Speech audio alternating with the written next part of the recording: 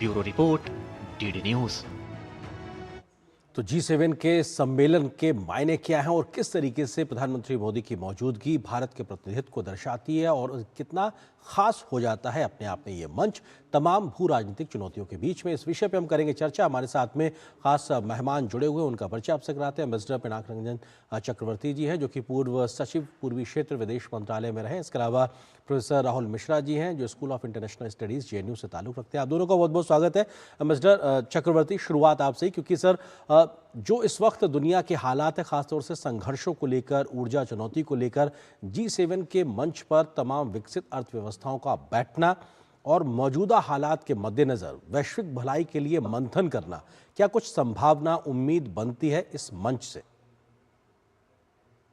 देखिए, ये मंच जो है, ये एक जहाँ पे सब लोग चर्चा करते हैं, ये जो बड़े बड़े देश हैं, डेमोक्रेटिक नेशंस हैं। G7 का मेंबरशिप तो खैर डेमोक्रेटिक नेशंस और वेस्टर्न नेशंस और एशिया से सिर्फ जापान है।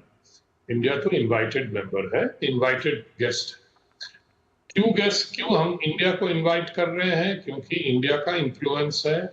इंडिया जिस स्तर पे पहुंचा है, आर्थिक स्तर पे, वहां पे इंडिया का इन्फ्लुएंस है। इंडिया तेल खरीदता है, एनर्जी कंज्यूमर है, एक्सपोर्टर है।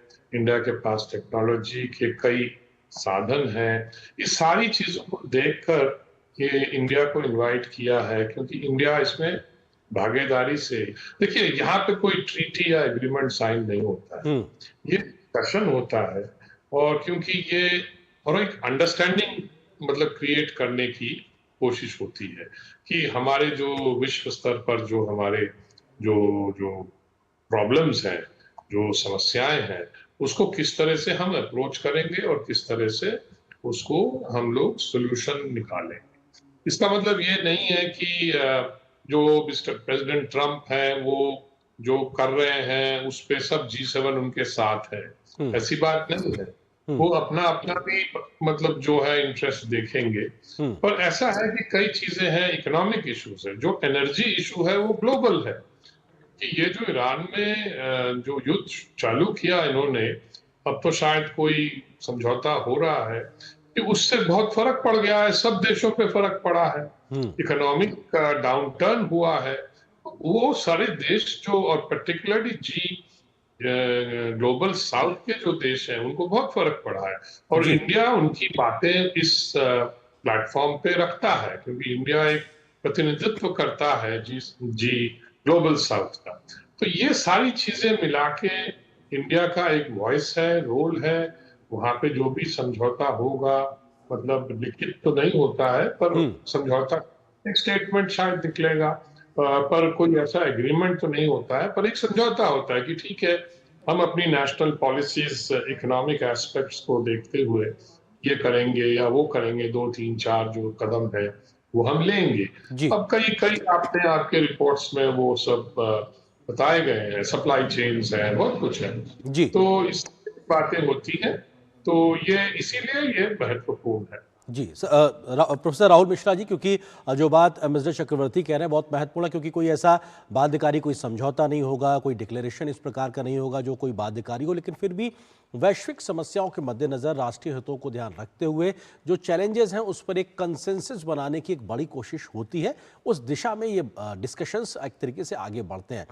सवाल ये है कि प्रधानमंत्री मोदी की मौजूदगी और भारत का इस मंच पे मौजूदगी लगातार एक तरीके से PM मोदी की देखा जाए तो 7वीं बार है। भारत को अभी तक कुल मिलाकर 13 बार इस मंच पे आमंत्रित किया गया है।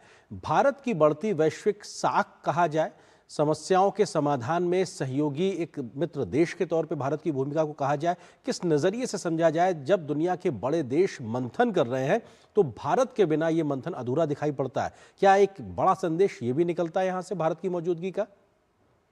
जी बिल्कुल आर्यन जी, देखिए G7 की जो ये समिट होती है, सालाना जो बैठक होती है, इसमें दुनिया के जो सबसे बड़े जो अगुआ देश हैं, जो लोकतांत्रिक भी हैं, जो मल्टीलैटरल इंस्टीट्यूशंस को समर्थन करते हैं, जो रूल्स बेस्ड ऑर्डर की बात करते हैं और उसको बनाए रखने की वकालत करते हैं, उनकी बैठक है। तो भले ही इसमें एक ट्रीटी बेस्ड कोई आउटकम नहीं आता, कोई बाध्यकारी ऐसा कोई रेजोल्यूशन नहीं पास होता, लेकिन ये तमाम देश एक रूल्स बेस्ड ऑर्डर की और multilateral open liberal economic trade की जो बात करते हैं, उन तमाम एजेंडा में भारत आज से नहीं, पिछले 12 साल से, बल्कि और पहले से 2003 में जब पहली बार फ्रांस ने भारत को आमंत्रित किया, स्वर्गीय वाजपेयी जी के प्रधानमंत्री तब वो थे, तब से लेकर के आज तक भारत ने, और तमाम जो G7 का रिसर्च ग्रुप है, आपने वो रिपोर्ट भी दिखाई, जी तमाम लोगों ने ये बात कही कि भारत में वो सारी खूबियां हैं कि वो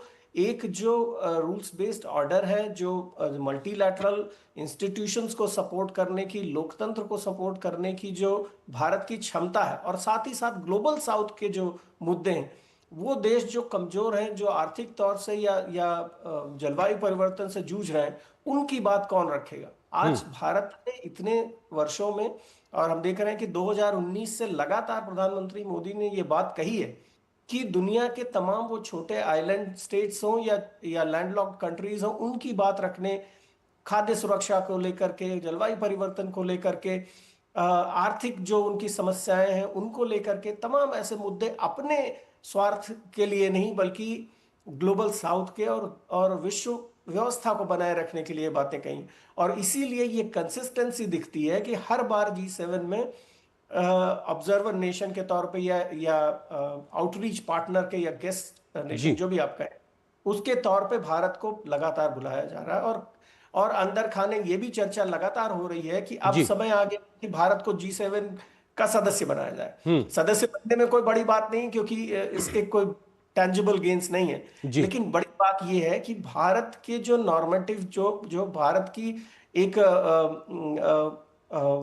वैल्यू बेस्ड अप्रोच है, नॉर्मेटिव अप्रोच है, उसको दुनिया के तमाम देश मान रहे हैं और स्वीकार कर रहे हैं। और मुझे लगता है कि पश्चिम के देशों में ये बात बहुत तेजी से जड़ बना रही है कि अब भारत को इस व्यवस्था का एक हिस्सा बनाकर रूल्स बेस्ड ऑर्डर को मजबूत करना है। और ये हमें साफ तौर पे दिखता है जब भारत और चीन को हम कंपैरिजन में रखते हैं। चीन को किसी नहीं बुला गया, लोकतांत्रिक देश भी नहीं है, आर्थिक लोग बात करते हैं हमेशा कि इकोनॉमिक डिपेंडेंसी चीन पर बहुत ज्यादा है और इसलिए उसके साथ काम करना जरूरी। G7 ने वो भी नहीं किया।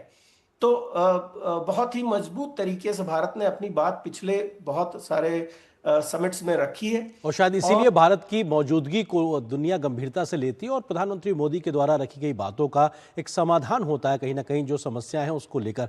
आप दोनों मेहमानों से ये चर्चा हमारी जारी रहेगी, आप बने रहिए हमारे साथ। फिलहाल एक छोटे से ब्रेक के लिए रुकते हैं, बहुत जल्द हाजिर होते हैं। इस तमाम महत्वपूर्ण खबरों पर हम लगातार बने रहेंगे एक छोटे से ब्रेक के बाद।